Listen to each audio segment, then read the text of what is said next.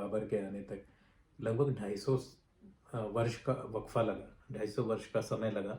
और उसके बाद भी अगर हम जो विस्तार देखें मुगलों का, तो 1530 से लेके 1707 का जो समय था, वैसे कई बार कहा जाता है कि 800 वर्षों तक मुगलों ने भारत पे राज किया, जो सत्य से बहुत दूर है।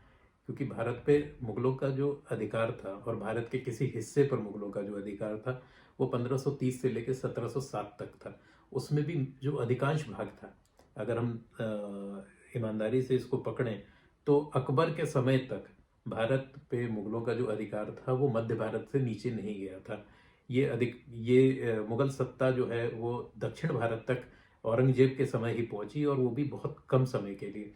क्योंकि दक्षिण तक पहुंचते पहुंचते औरंगजेब का इतना विरोध हुआ, शिवाजी और मराठे उस वक्त तक काफ़ी प्रभावशाली विरोध के रूप में खड़े हो चुके थे। तो वो इस दक्षिण दक्कन का जो अभियान था, ये करते करते औरंगजेब की ये स्थिति हो गई कि वो मुगल सत्ता जो थी वो दिवालिया हो चुकी थी, और उनके पास सैनिकों को देने तक के पैसे नहीं थे। ये जदुनाथ सरकार ने लिखा है। और औरंगजेब की मृत्यु के पश्चात ये उन्हें जगत सेठ जो थे बंगाल के, उनसे उधार लेना पड़ा अपने सैनिकों को तनख्वाह तक देने के लिए, उनका वेतन देने के लिए।